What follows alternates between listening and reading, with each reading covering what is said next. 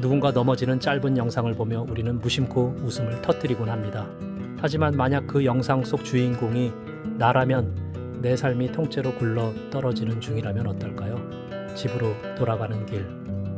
세 번째 시간, 오늘 우리가 마주할 단어는 전락입니다. 자유를 찾아 떠난 먼 나라가 차가운 흉년의 민낯을 드러낼 때 둘째 아들은 자녀의 자리에서 가장 낮은 곳까지 추락합니다. 풍요로웠던 삶은 어느새 짐승의 먹이조차 구걸해야 하는 영적 기근의 현장이 되고 말았습니다. 오늘 저는 제 인생의 가장 어두운 밑바닥에서 제가 내밀었던 빈손을 아버지가 어떻게 다시 잡아주셨는지에 대해 이야기하고 싶습니다. 당신은 지금 어디에 서 계십니까? 여전히 풍요로운 먼 나라를 꿈꾸고 있나요? 아니면 비로소 비워진 손으로 아버지를 찾고 있나요? 예배의 자리, 그 회복의 시작으로 여러분을 초대합니다.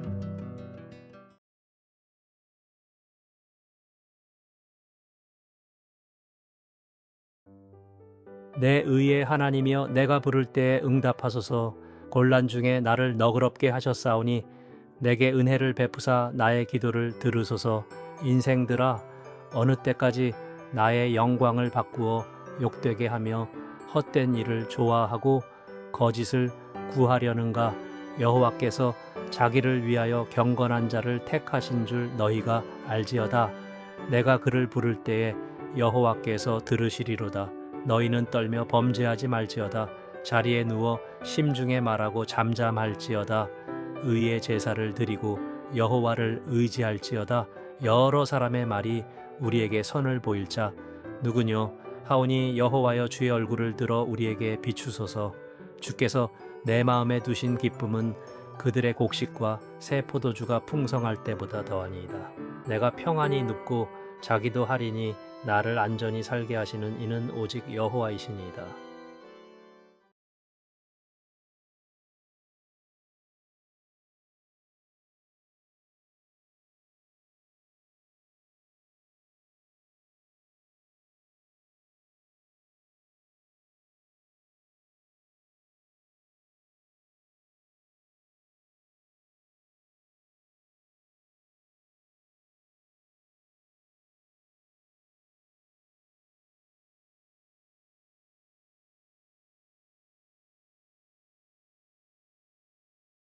집으로 돌아가는 길, 오늘은 세 번째 시간입니다.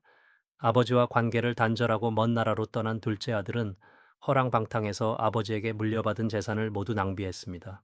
흥청망청 있는 돈을 펑펑 쓰면서 마음껏 자유를 만끽하며 살았습니다.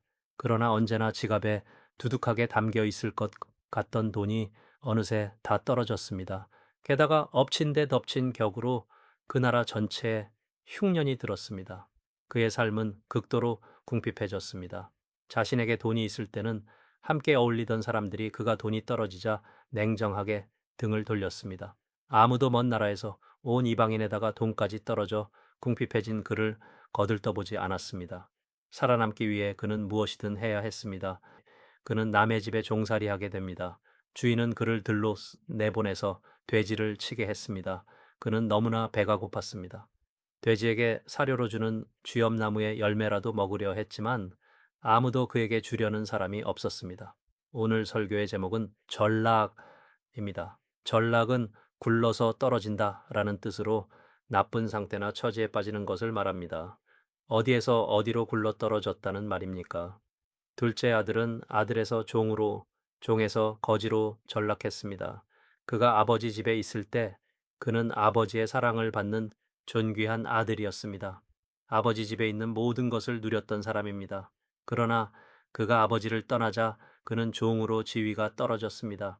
아들과 종은 하늘과 땅 차이입니다. 종은 아무리 그의 능력이 뛰어나도 주인의 집에 있는 모든 것을 누릴 수 없습니다.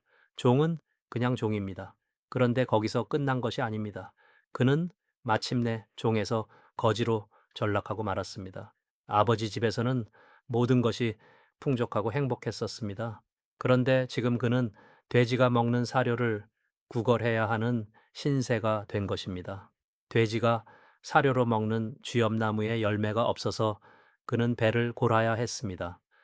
쥐엄나무의 열매를 구걸해 보았지만 아무도 그것을 주는 사람이 없었습니다. 완전히 거지가 된 것입니다. 아들에서 종으로 굴러 떨어지더니 다시 종에서 거지로 맨 밑바닥까지 굴러 떨어졌습니다. 여기서 둘째 아들은 하나님을 떠나 하나님과의 관계가 단절된 사람의 상태를 너무나 분명하게 보여줍니다. 우리가 읽은 본문은 14절에서 16절로 세 절입니다. 그런데 그 세 절 속에 사용된 단어들에 주목해 보십시오. 흉년, 어떤 사정으로 농사를 망쳐서 먹을 것이 없습니다. 궁핍, 가난하고 구차합니다. 부처사니, 자유인이 아니라 남의 종이 되었습니다. 돼지, 유대인들은 돼지를 부정한 동물로 취급해 먹지 않았습니다. 신명기 14장 8절을 보면 돼지를 먹는 것만이 아니라 만지는 일까지 금지되었습니다. 그런 까닭에 유대인들은 돼지를 치는 일을 무척 꺼려 했습니다. 쥐엄 열매, 쥐엄나무의 열매로 가축에게 주는 사료입니다. 주는 자가 없는지라 사람들에게 외면을 당했습니다. 흉년, 궁핍, 부처사니, 돼지, 쥐엄 열매 주는 자가 없었더라. 예수께서는 온갖 부정적인 단어와 표현을 사용하셨습니다. 왜 예수님은 14에서 16절 사이에서 그토록 집중적으로 부정적인 의미의 단어들을 사용하셨을까요? 그것은 하나님을 떠나 그 관계가 단절된 사람의 영적인 상태를 극단적으로 보여주기 위해서가 아닐까요? 아버지와의 관계가 단절되자 그의 삶은 깊고 깊은 절망의 구렁텅이로 떨어지고 말았습니다. 예수님이 사용하신 부정적인 의미의 단어들을 생각해 봅니다. 아버지를 떠난 사람은 영적으로 흉년을 경험합니다. 아모스 8장 11에서 13절을 보십시오. 하나님의 은혜와 사랑을 받지 못해 영혼이 메마르고 갈라집니다. 이것은 하나님을 떠난 이스라엘에 대한 심판의 말씀입니다. 그러나 이스라엘만이 아니라 하나님을 떠난 자들이 모두 공통적으로 경험하는 것입니다. 이렇게 영적으로 흉년을 경험할 뿐 아니라 영적으로 궁핍합니다. 영적으로 윤택하고 풍성하지 못합니다. 말씀도 없고 성령도 없고 은혜도 없고 신령한 은사도 없는 공백 상태가 됩니다. 성서를 읽어도 설교를 들어도 하나님의 말씀이 들리지 않습니다. 성령의 감동과 감화를 느끼지 못합니다. 예배를 드려도 기도해도 봉사해도 다른 그리스도인과 교제를 해도 은혜를 받지 못합니다. 내 이성과 경험을 초월하여 역사하는 신령한 것들을 전혀 경험하지 못합니다. 시편 51편을 보면 충신 우리아를 죽이고 그의 부인인 밧세바를 취해 죄를 지은 다윗이 회개할 때 하나님께서 죄를 지은 자신에게서 성령을 거두어 가실까봐 두려워했습니다. 성령이 역사하지 않으면 하나님과의 영적 교제와 교감의 끈이 끊어지기 때문입니다. 결국 영적인 흉년과 궁핍이 오래 가게 되면 누구도 예외 없이 다시 죄의 종이 됩니다. 처음엔 성령의 소욕과 육체의 소욕의 싸움이 있어 괴롭기도 하지만 시간이 지나고 나면 그만 육체의 소욕에 사로잡힐 수밖에 없습니다. 나중에는 그런 상태에 익숙해져 갈등조차 느끼지 않게 됩니다. 히브리서 6장 4절에서 6절을 보면 결국 믿음을 잃은 후 회개하지 않으면 예수님을 십자가 못 박았던 사람들과 다를 바 없다는 것은 누구에게나 참으로 의미심장합니다. 그렇게 되면 돼지처럼 성결하지 못하고 부정한 것들을 그 안에 키우며 살게 됩니다. 그 부정한 것들이 안에서 원하는 것을 먹어 치우려 합니다. 내 안에서 거룩한 영이 역사하지 않으시고 다시 죄의 노예가 되면 내 안에서 나오는 것들은 더러운 것들일 수밖에 없습니다. 그러면서 사람들과의 관계에서 끊임없이 소외와 상처를 경험합니다. 교회 안에서 상처를 받는 경우를 생각해 보십시오. 내가 영적으로 충만하고 풍성한 삶을 살 때가 아니라 영적인 흉년과 궁핍을 경험할 때입니다. 물론 성령으로 충만한 사람도 사람과 갈등을 경험하지만 그는 문제를 해결하기 위해 성령의 감동을 따릅니다. 그렇지 않은 사람은 자신의 본성을 따르기 때문에 분쟁과 다툼을 일으키고 마침내 서로 상처를 받게 되어 있습니다. 하나님과의 관계가 단절되면 사람들과의 관계에서도 끊임없이 상처를 받고 소외를 경험할 수밖에 없습니다. 저 역시 하나님을 떠나 방황하던 시절이 있었습니다. 하나님을 부인하고 나니까 무한한 자유를 느꼈습니다. 하나님이 죽었다고 생각하니까 끝없는 해방감을 느꼈습니다. 그래서 내 멋대로 살았습니다. 그동안 신앙인인 척하며 사느라 못했던 것들을 마음껏 하며 살았습니다. 누구의 간섭도 받지 않고 내가 하고 싶은 대로 하면서 살았습니다. 그런데 지금에 와서 그 시절을 돌이켜보면은 어떤 단어들이 떠오르는 줄 아십니까? 어둠, 혼미, 우울, 절망, 소외, 아픔, 상처, 눈물, 수없이 많은 부정적인 단어들 뿐입니다. 예수님의 비유 속 둘째 아들의 삶에 비추어 본다면 제 삶은 정말 거지와 같았습니다. 만약 다시 그런 삶을 살라고 한다면 저는 결단코 그러지 않을 것입니다. 하나님을 떠나서 살았던 삶은 정말 끔찍했습니다. 전도 폭발 훈련에는 복음을 제시하는 과정에서 사용하는 여러 예화 중에 거지 손 예화가 있습니다. 믿음은 왕이 주는 선물을 받기 위해서 내민 거지의 손과도 같습니다. 수년 전 저는 더럽고 자격 없는 손을 내밀어 만왕의 왕 되신 하나님으로부터 영생의 선물을 받았습니다. 그때 저는 그 선물을 받을 자격이 없었습니다. 물론 지금도 없어요. 그러나 저는 믿음으로 영생의 선물을 받았습니다. 은혜로 얻은 것이지요. 그러나 저에겐 그저 예화가 아닙니다. 그것을 실제로 경험했기 때문입니다. 영적으로 거지가 되어 제 힘으로 아무것도 할 수 없을 때 하나님 앞에 다시 나아갔습니다. 저는 하나님께 제 더러운 손을 내밀었습니다. 하나님은 그 손을 다시 잡아주셨습니다. 그리고 저는 거지에서 다시 하나님의 자녀로 살게 되었습니다. 하나님을 떠나 관계가 단절된 채 살아간다면 그것은 영적으로는 종이나 거지의 삶일 수밖에 없습니다. 하나님이 아닌 그 무언가의 종이 될 수밖에 없고 생명과 그 생명의 풍성함을 잃어버린 빈털터리 거지로 전락하는 것입니다. 불신자들만의 이야기가 아닙니다. 구원받은 그리스도인들이 하나님의 자녀로 살아가지 못하게 하는 유혹은 우리로 하여금 하나님이 아닌 다른 무언가를 따르게 하거나 하나님과의 관계 안에서 경험할 수 있는 생명의 풍성함을 누리지 못하게 합니다. 그러면 그 영혼은 저절로 말라버릴 것입니다. 그래서 우리는 반드시 종이나 거지가 아닌 하나님의 자녀로서 살아가야 합니다. 여러분, 하나님과의 관계가 멀어지게 되면 나도 모르는 사이에 영적인 기근이 찾아옵니다. 그리고 영적으로 궁핍해집니다. 그러면 다시 죄의 종이 됩니다. 내 마음속에 더러운 것들이 가득 차게 됩니다. 그런 심령 상태에서는 인간관계는 상처가 될 뿐입니다. 아버지의 집을 떠난 둘째 아들이 경험한 일들이지만 우리도 누구나 똑같이 경험하는 일들입니다. 하나님과의 친밀한 관계 안에 있을 때 나는 하나님의 아들로서 풍성한 삶을 영위하지만 그분을 떠나는 순간 내 삶은 종으로 또 거지로 떨어집니다. 하나님과의 친밀한 관계를 결코 잃어서는 안 됩니다. 잠시라도 아버지의 집을 떠나서는 안 됩니다.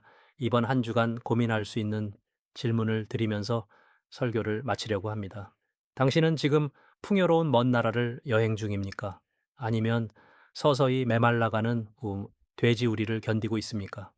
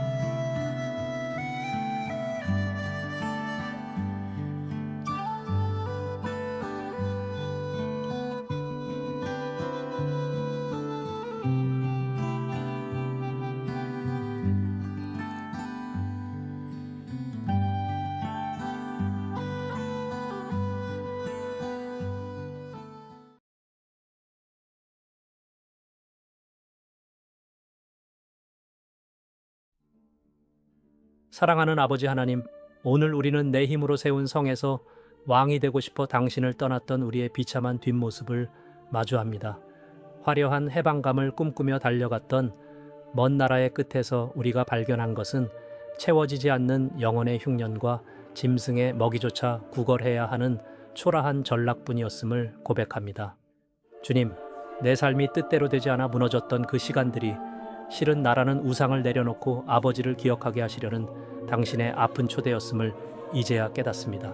아들의 자리를 내던지고 세상의 종이 되어버린 우리를 긍휼히 여겨 주시옵소서. 혹시 오늘 이 자리에 인생의 밑바닥에서 홀로 눈물 흘리며 절망의 조각들을 만지고 있는 영혼이 있습니까? 세상 누구도 거들떠보지 않는 그 어두운 돼지 우리 속에서 비로소 하늘을 우러러보게 하소서. 내가 아무것도 할 수 없음을 인정하는 그 가난한 마음 위에 당신의 은혜를 부어 주시옵소서. 우리는 여전히 부끄럽고 더러운 손을 가졌지만 오늘 그 거지의 손을 염치 없이 당신 앞에 내밀어 봅니다. 우리의 자격이 아니라 당신의 사랑을 근거로 그 손을 다시 잡아주시고 전락의 구렁텅이에서 우리를 건져 자녀의 자리로 옮겨 주시옵소서. 우리의 영원한 피난처 되시는 예수 그리스도의 이름으로 기도드립니다. 아멘.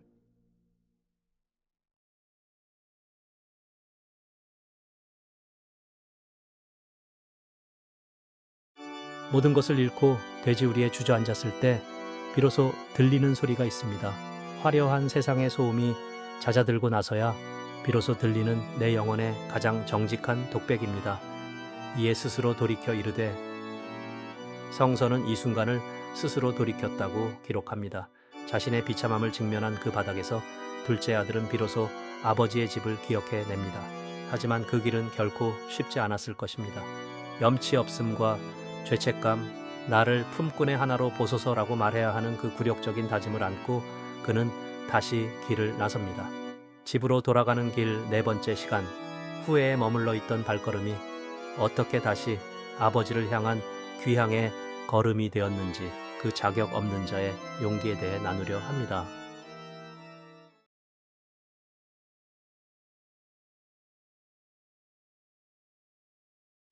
여호와께서 너를 지켜 모든 환난을 면하게 하시며 또 내 영혼을 지키시리로다.